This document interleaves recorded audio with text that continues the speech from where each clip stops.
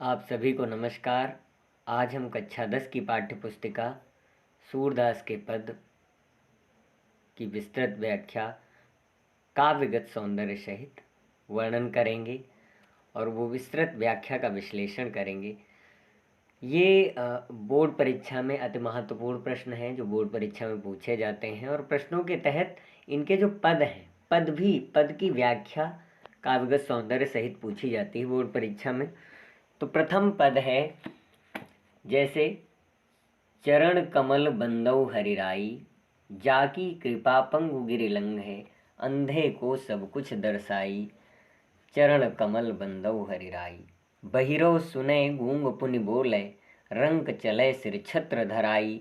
सूरदास स्वामी करुणामय, बार बार बंदहु तिह पाई। सूरदास जी कहते हैं, बल्कि सूरदास ही नहीं समस्त संसार उनकी वंदना करता है, भगवान श्री कृष्ण जी की। तो सूरदास जी ईश्वर की भक्ति, ईश्वर की वंदना करते हुए कहते हैं कि हे प्रभु, हम आपके कमल रूपी चरणों की वंदना करता हूँ। हे ईश्वर, हे मेरे प्रभु, हे जगत इस संसार के कण कण में निवास करने वाले भगवान, हम आपके चरणों की वंदना करते हैं, हम आपकी प्रार्थना कर रहे हैं। क्यों? फिर आगे कहा कि जाकी कृपा पंगु गिरिलंग है, जिनकी कृपा से, यानी कि अगर उस ईश्वर की, उस प्रभु की, उस श्री कृष्ण की कृपा, जिनकी कृपा से पंगु माने जो कि अपंग व्यक्ति हो, पंगु जो विकलांग हो, जो अपंग व्यक्ति हो, गिरि माने पहाड़, लंघे माने लांघ जाएगा। जिनकी कृपा होने पर, जिस ईश्वर की, जिन भगवान की कृपा, यानी कि आपकी कृपा हो जाने पर पंगु विकलांग अपंग व्यक्ति गिरि पहाड़ों को लांघ जाता है और अंधे को सब कुछ दर्शाई। और आपकी कृपा ही है जिससे अंधे को सब कुछ दिखने लगता है। वो कृपा समस्त संसार में, जिनकी कृपा से अंधे को सब कुछ दिखाई देने लगता है, अंधा सब कुछ देख सकता है, उस ईश्वर की कमल रूपी चरणों की वंदना करते हैं। बहिरो सुने, और उन्हीं की कृपा है जो एकमात्र ऐसी कृपा है जिस कृपा से बहरा व्यक्ति भी श्रवण करने लगता है। और गूंग पुण्य बोले, और पुण्य माने गूंगा, पुण्य माने बार बार, दोबारा, है ना। वो सामर्थ्य, वो ईश्वर की सामर्थ्य ही एक ऐसी है, भगवान श्री कृष्ण की सामर्थ्य ऐसी है जिससे गूंगा व्यक्ति भी पुनः बोलने लगता है। रंक चले सिर छत्र धराई, रंक यानी कि भिखारी व्यक्ति, निर्धन व्यक्ति सिर पर अपने छत्र धारण कर लेता है, राजा बन जाता है। ये उस असीम ईश्वर की असीम अनुकंपा, और उस अनुकंपा से हम उस ईश्वर की बार बार वंदना करते हैं, उसके चरणों की प्रार्थना करते हैं। सूरदास स्वामी करुणामय, हे प्रभु, हे करुणा निधान, आपकी हम बार बार वंदना कर रहे हैं, आपके चरणों की बार बार वंदना कर रहे हैं। ये चरण आपकी जिस धरा पर विराजमान हो जाएं, वह धरा ही रज की, उस धरा के कण कण में आपकी छवि सुशोभित लगती है। इसलिए हे प्रभु, हे स्वामी, हे जगत निधान, हम आपकी बार बार वंदना करते हैं। अब इसमें है कि इसमें कौन सा अलंकार है, भाषा कौन सी है, तो भाषा पता ही है सभी को। भाषा साहित्यिक ब्रज भाषा है, छंद गेय पद हैं, शैली मुक्तक है, रस भक्ति है, और गुण प्रसाद है, और शब्द शक्ति लक्षणा है। फिर अगला पद है, अभिगत गति कछु कहत न आवे, ज्यों गूंगे मीठे फल को रस, अंतर्गत ही भावे, परम स्वाद सब ही सुनिरंतर, अमित तोष उपजावे। मन बानी को अगम अगोचर, सो जाने जो पावे, रूप रेख गुण जाति जुगुति बिन, निरालंब कित धावे, सब विधि अगम विचार ही ताते, सूर शगुन पद गावे। इस पद में सूरदास जी ने उस ईश्वर की अभिगत गति, जिसकी गति का कोई पता नहीं लगा सकता है, जिसकी गति का, जिसके आकार का, जिसकी कृपा का किसी को पता नहीं है कि वह कब किस पर कृपा कर दे, कब किसको महान बना दे, कब किसको राजा से रंक बना दे, कब किसको रंक से राजा बना दे, उस ईश्वर की कृपा किसी व्यक्ति को भी नहीं पता है। तो सूरदास जी कहते हैं कि अभिगत गति कछुआ कहत ना आवे, उस निराकार ब्रह्म की गति को कोई कुछ कहा नहीं जा सकता, क्योंकि उसकी गति जो है वो अभिगत है, वो किसी को पता नहीं। उस संसार में, इस संसार में रहने वाले, इस संसार में किसी भी जीव प्राणी को उसकी गति का पता नहीं है, उसकी गति का कुछ कहा नहीं जा सकता। क्यों? क्योंकि ज्यों गूंगे मीठे फल को रस, जिस प्रकार गूंगा व्यक्ति, मूक व्यक्ति, ना बोलने वाले व्यक्ति को किसी भी फल के रस का स्वाद, उस स्वाद की अनुभूति वह अंतर्गत यानी कि अपनी अंतर आत्मा में ही प्राप्त कर सकता है, उसी प्रकार जो उस अभिगत गति यानी कि जो उस ईश्वर की गति को जान गया, जो ईश्वर के प्रेम को जान गया, जो ईश्वर की शक्ति सामर्थ्य, ईश्वर के प्रति अनुराग रखता है, वह उसके आनंद को, उससे प्राप्त होने वाले आनंद को किसी को भी बता नहीं सकता। क्यों? क्योंकि परम स्वाद, उस परम ब्रह्म, उस ईश्वर का स्वाद सबसे अलग है। उस भगवान का, उस प्रभु का जो स्वाद है, उस भक्ति का जो स्वाद मिलता है, वो सबसे अलग है। उस स्वाद का जो आनंद होगा वो अंतर्गत ही यानी कि अपनी अंतर आत्मा में ही प्राप्त होगा, और वो स्वाद जो है अमित तोष उपजावे, वह स्वाद परम सुख की उत्पत्ति करता है, परम आनंद की प्राप्ति देता है, परम अनुभूति कराता है। मन बानी को अगम अगोचर, मन बानी को तो वह अनुभव करने वाले व्यक्ति के हृदय को निरंतर संतोष प्रदान करती है। और फिर मन बानी को अगम अगोचर सो जाने जो पावे, परंतु जो निर्गुण निराकार ब्रह्म है उसके मन और वाणी के लिए आगम है, अर्थात जिसका मन चिंतन नहीं कर सकता, जिसका मन भजन नहीं कर सकता, चिंतन नहीं कर सकता,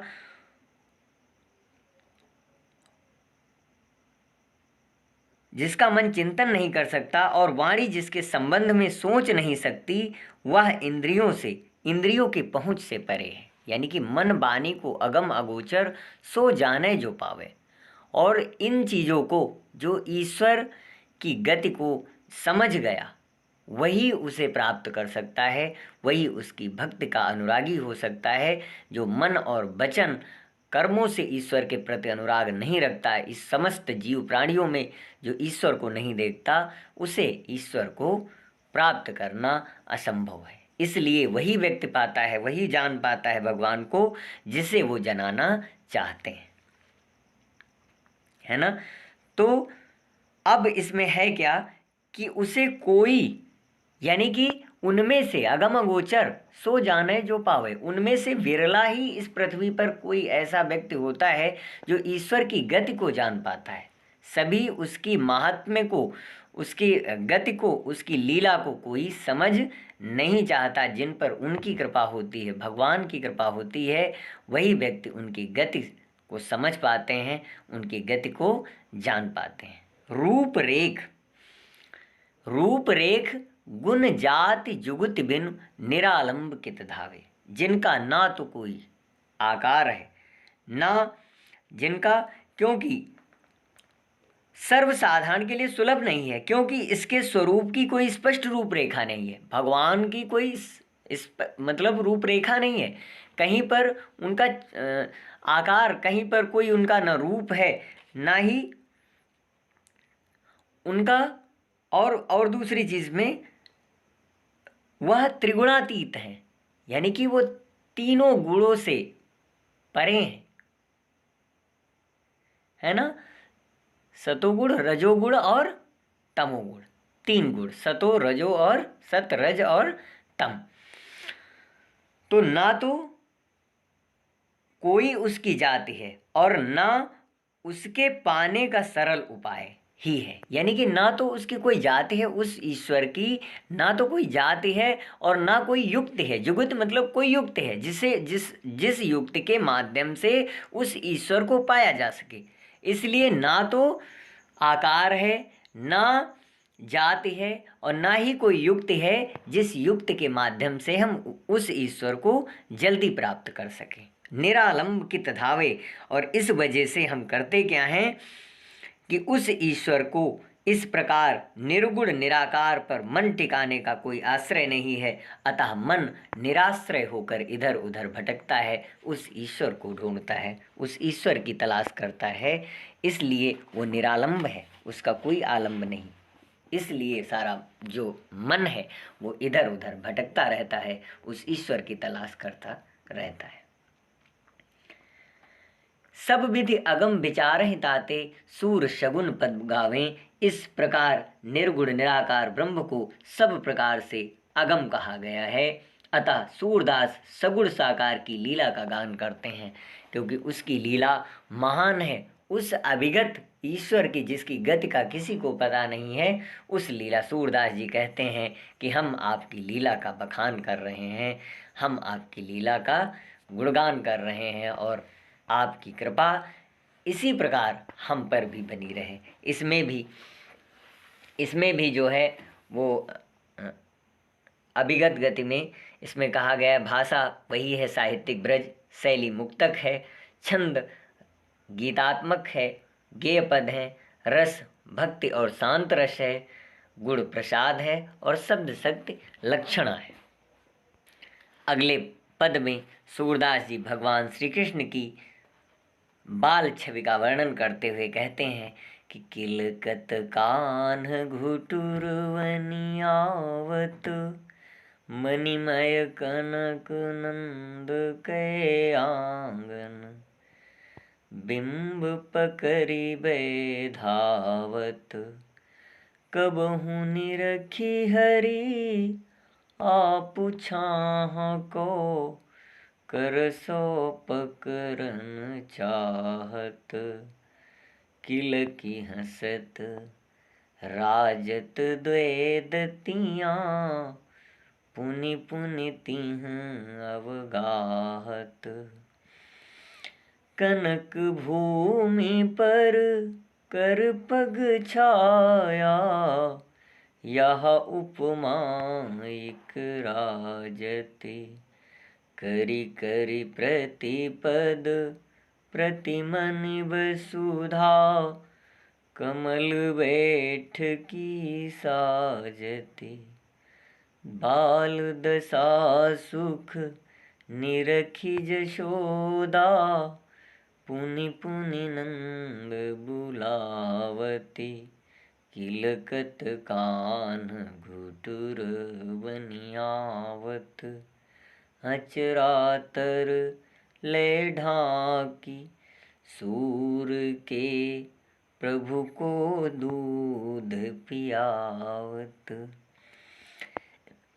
इस पद में सूरदास जी ने भगवान की बाल छवि का वर्णन करते हुए बड़ी ही मनोरम छवि का वर्णन किया है। कहते हैं कि भगवान श्री कृष्ण किलकते हुए, यानी कि भगवान श्री कृष्ण किलकते हुए घुटनों के बल चलकर आ रहे हैं। किलकत माने किलकारी मार करके, प्रसन्न होकर के। कान श्री कृष्ण जी, घुटनों माने घुटनों के बल, आवत मतलब आ रहे हैं। कहाँ आ रहे हैं?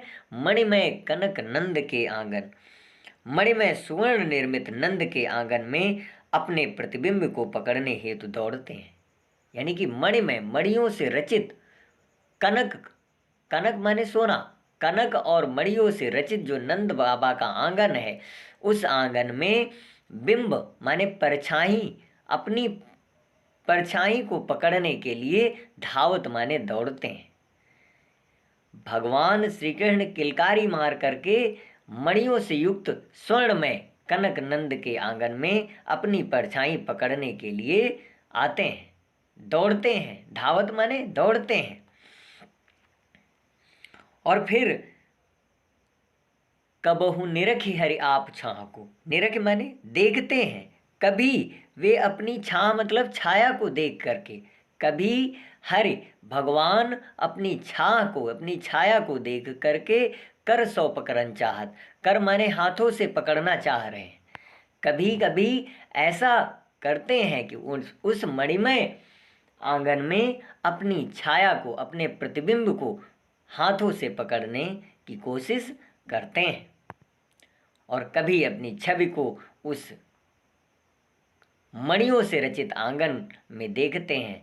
किलक हंसत राजत द्वय दतिया, और जब वो हंसते हैं किलकारी मार करके जब हंसते हैं तो उनके जो मुख में द्वय दतियाँ, जो आगे के दो दांत हैं, वो बहुत ही सुशोभित होते हैं, बहुत ही अच्छे लगते हैं। उस समय किलक कर हंसने से उनके छोटे छोटे जो दांत हैं, दो दो दांत हैं, वो सुंदर लगने लगते हैं। और पुण्य पुण्य तिह अवगाहत, वे बार बार उन्हीं को पकड़ने का प्रयास करते हैं, वे बार बार उन्हीं को पकड़ने का प्रयास करते हैं। कनक भूमि पर कर पग छाया, और उस सोने की, कनक माने सोने की, उस सोने की धरती पर उनके पैर एवं हाथों की जो छाया है, उन हाथों की जो छाया है उस पर कवि बतलाता है कि मानो प्रत्येक मणि के अंदर प्रत्येक पद एवं प्रत्येक हस्त की छाया पड़ने से कमल की चौकी सुशोभित हो रही हो। ऐसा लगता है कि उस कणक रूपी स्वर्णमय भूमि पर उनके जो पैरों की छाया है, यह उपमा इक राजत, यानी कि ऐसा प्रतीत होता है मानो कि उसमें कमल पर प्रत्येक दर्पण में, प्रत्येक स्थान पर ऐसा लग रहा है कि स्वयं कमल खिले हों और उन कमलों पर उनके पग रखे जा रहे हों, रख रहे हों। करि करि प्रतिपद प्रतिमन वसुधा, मानो प्रत्येक मणि के अंदर करि करि प्रतिपद, प्रत्येक पद पर प्रतिमन, और प्रत्येक पद एवं हस्त, प्रत्येक हस्त की छाया पड़ने से कमल की चौकी सुशोभित हो रही है। कमल बैठकी साजत, कमल रूपी बैठकी, ऐसा लग रहा है कि कमल स्वयं उस आंगन में खिल चुका है, खिल आया है। बाल दशा सुख निरख यशोदा, यशोदा माँ उस बाल रूप को, बाल की दशा को, यानी कि उस श्री कृष्ण जी की बाल दशा को देख करके बहुत ही सुशोभित होती हैं, बहुत ही प्रसन्न होती हैं, बहुत उनको सुख की अनुभूति होती है। और पुण्य पुण्य नंद बुलावत, बाल कृष्ण की इस दशा में वे बार बार यशोदा नंद को बुलाती हैं, कहती हैं देखिए हमारा जो लालन है, हमारा जो बच्चा है, वो कितना सुंदर लग रहा है। अचरा तरले ढांक सूर के प्रभु को दूध पियावत, और कृष्ण को अपने आंचल के नीचे ढक करके स्तन का दूध पिलाने लगती हैं। उस प्रभु, उसकी किलकारी से संपूर्ण ब्रह्म की का पालन हो जाता है, संपूर्ण धरा का पालन हो जाता है, संपूर्ण देवभूमि पर निवास करने वाले सभी का पालन होता है। उन चरणों की मैं बार बार वंदना करता हूँ।